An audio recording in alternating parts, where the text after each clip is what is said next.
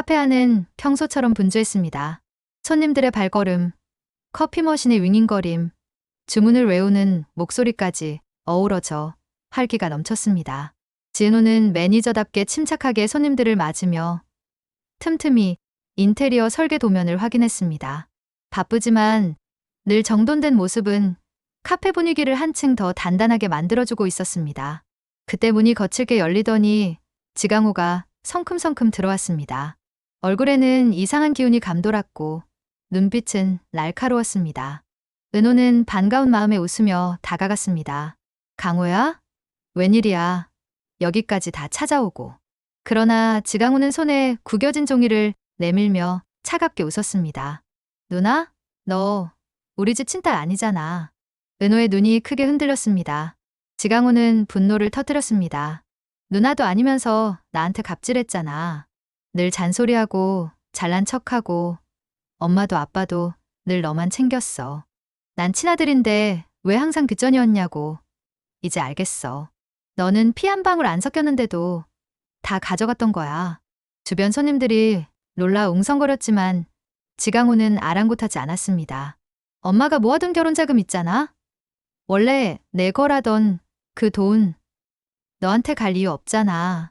난 친아들이고 내 인생에 필요한 건 지금이야.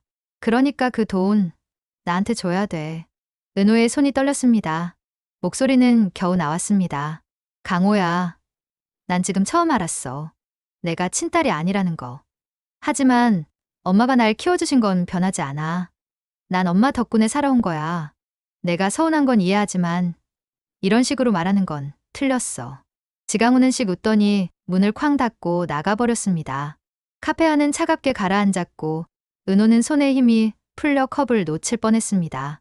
은호는 그대로 집으로 달려가 부엌에 있는 엄마를 붙잡았습니다. 엄마, 나 친딸 아니에요?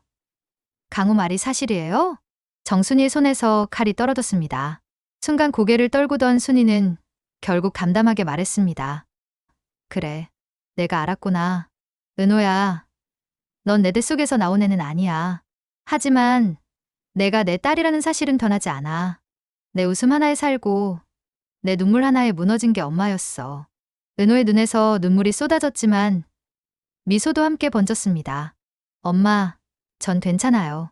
충격이긴 했지만 엄마가 절 키워주신 게 제 인생 최고의 선물이었어요.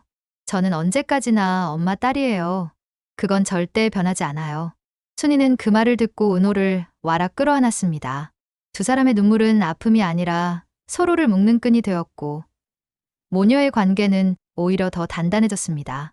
그러나 평화는 오래가지 않았습니다. 며칠 뒤 저녁 세 사람은 식탁에 마주 앉아 있었습니다. 지강호가 먼저 입을 열었습니다. 엄마, 나 이번에 기회 하나 잡았어요. 친구들이 헌팅 포차를 한다는데 제 몫이 2천만 원이에요. 근데 그 돈 우리 집에 있잖아요. 원래 은호 누나 결혼자금으로 모아둔 거. 그거 저 주세요. 정순이의 손이 멈췄습니다. 강호야, 그건 내 누나를 위해 모아둔 돈이야. 내가 하고 싶은 마음은 알지만 그렇게 쓸 수는 없어. 지강호는 벌떡 일어나 목소리를 높였습니다. 엄마, 은호 누나는 친딸 아니잖아요. 왜 그런 돈을 은호한테 줘요? 난 친아들이고 내 인생은 이번이 마지막 기회예요. 은호 누나는 친딸도 아닌데 이제는 내가 받아야 낫죠.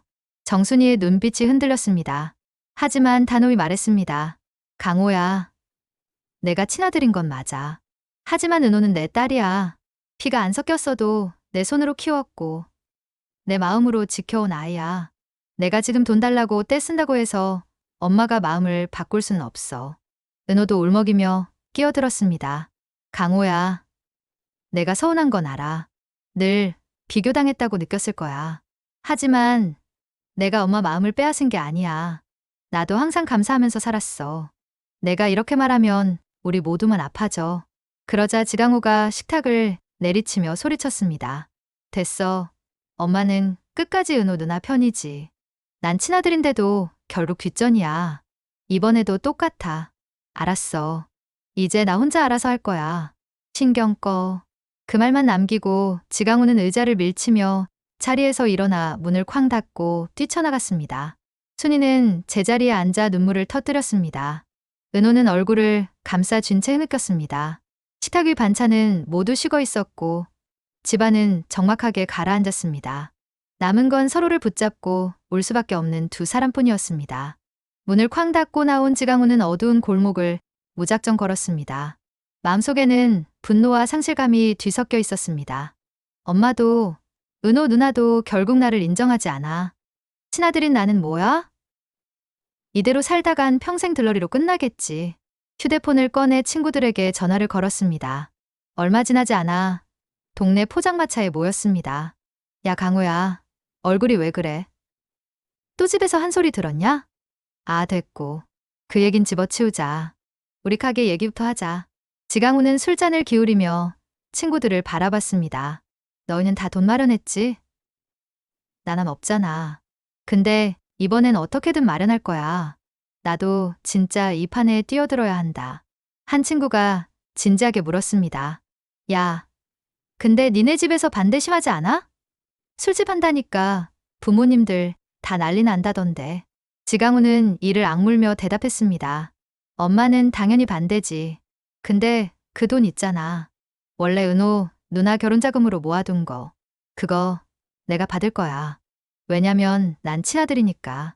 친구들이 잠시 침묵했습니다. 그러다 한 녀석이 웃으며 말했습니다.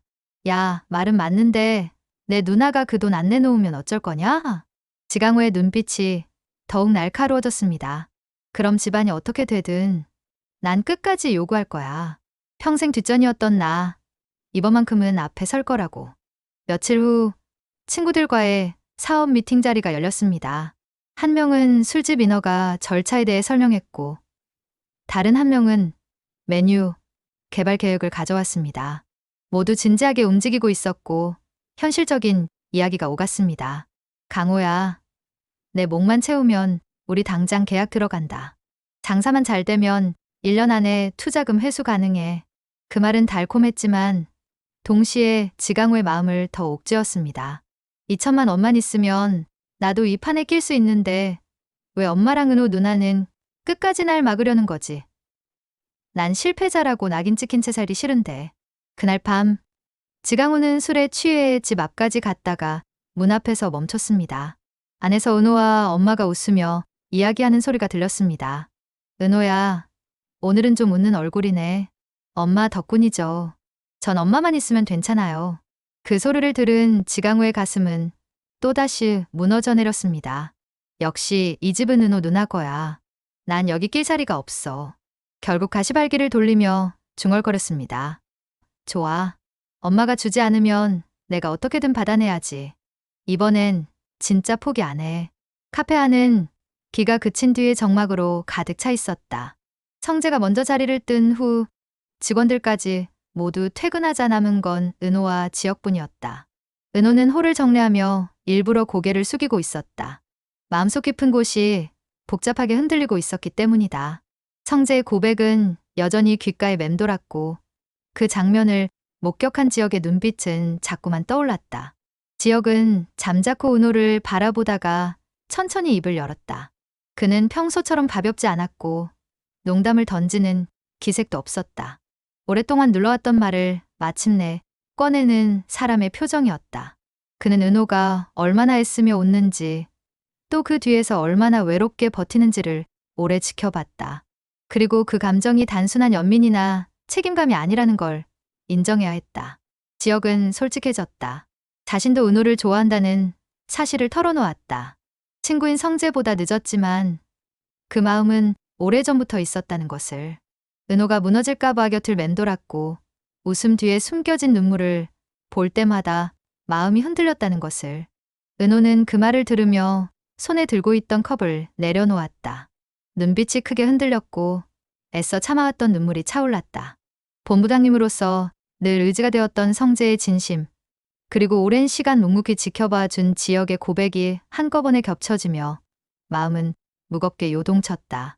은호는 자신이 얼마나 혼란스러운지 인정할 수밖에 없었다. 누구 한 사람을 선택할 수도 거부할 수도 없는 상태였다. 성재와 지혁은 서로 다른 방식으로 자신에게 다가왔고 두 사람 모두 장난이 아닌 진심이었다. 지혁은 은호가 대답을 내놓지 못해도 괜찮다는 듯 차분히 시선을 거두지 않았다. 지금 당장 확답을 원한 것이 아니라 단 하나만은 알아주기를 바랐다. 자신이 성재와는 다른 자리에서 하지만 진심으로 은호 곁에 서 있다는 사실 말이다. 은호는 결국 고개를 떨군 채 눈물을 훔쳤다. 그 눈물에는 죄책감과 감사, 그리고 알 수 없는 두근거림이 뒤섞여 있었다.